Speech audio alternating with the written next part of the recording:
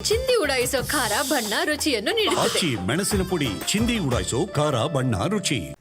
ರಾಜಧಾನಿ ಬೆಂಗಳೂರಿನಲ್ಲಿ ಧಾರಾಕಾರ ಮಳೆ ಸುರಿದ್ಬಿಟ್ಟಿದೆ. ಈ ಧಾರಾಕಾರ ಮಳೆಯಿಂದಾಗಿ ಹಲವೆಡೆ ಅವಾಂತರಗಳು ಸೃಷ್ಟಿಯಾಗಿವೆ. ಮಧ್ಯರಾತ್ರಿಯಿಂದ ಮುಂಜಾನೆವರೆಗೂ ಕೂಡ ಮಳೆ ಸುರಿದಿರೋದು.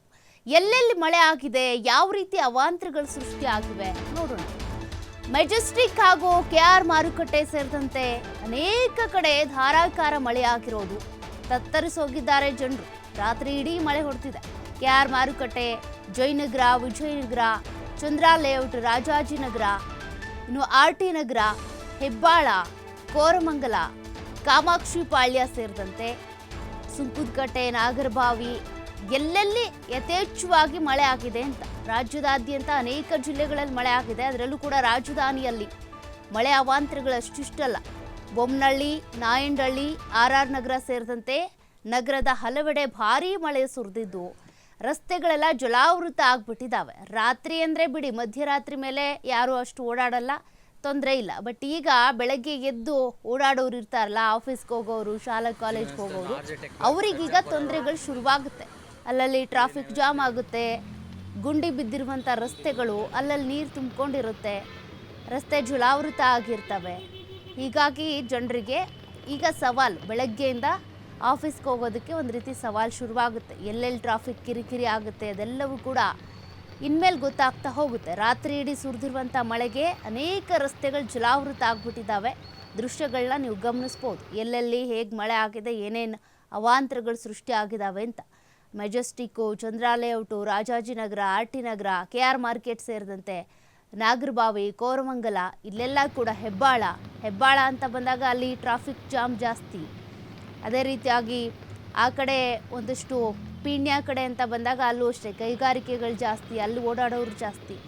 ಎಲ್ರಿಗೂ ಕೂಡ ಟ್ರಾಫಿಕ್ ಕಿರಿಕಿರಿಯ ಬಿಸಿ ಅಂತೂ ಇವತ್ತು ತಟ್ಟುತ್ತೆ. ರಾತ್ರಿ ಇಡೀ ಮಳೆ, ಬೆಳಕರಿದ್ರೆ ಈ ರೀತಿ ಟ್ರಾಫಿಕ್ ಕಿರಿಕಿರಿ.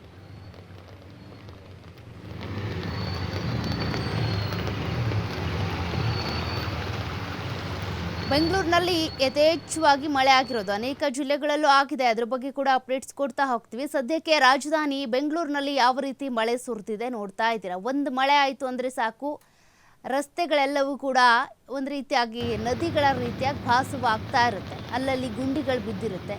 ಗುಂಡಿ ಯಾವುದು, ರಸ್ತೆ ಯಾವುದು ಅದು ಗೊತ್ತಾಗಲ್ಲ. ವಾಹನ ಸವಾರರಿಗೆ ಒಂದು ರೀತಿ ಸವಾಲಿನ ವಾತಾವರಣ ಮಳೆ ಬಂತು ಅಂದರೆ.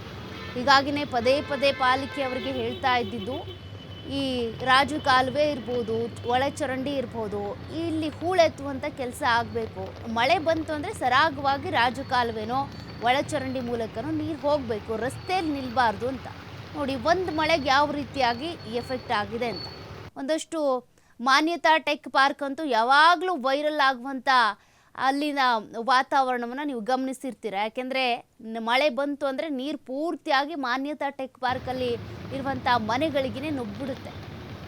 ಯಾವ ರೀತಿ ವಾತಾವರಣ ಅಂತ. ಇನ್ನು ಚಿಕ್ಕಪೇಟೆ ಹಾಗೂ ವಿಲ್ಸನ್ ಗಾರ್ಡನ್ನ ದೃಶ್ಯಗಳನ್ನು ಕೂಡ ನೀವು ಗಮನಿಸ್ಬೋದು. ರಸ್ತೆಗಳೆಲ್ಲ ಕೂಡ ಜಲಾವೃತ ಆಗಿಬಿಟ್ಟಿದ್ದಾವೆ.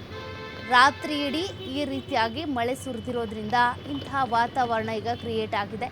ಈಗಾಗಲೇ ಭಾರತೀಯ ಹವಾಮಾನ ಇಲಾಖೆ ಕೂಡ ಮುನ್ಸೂಚನೆ ಕೊಟ್ಟಿದೆ.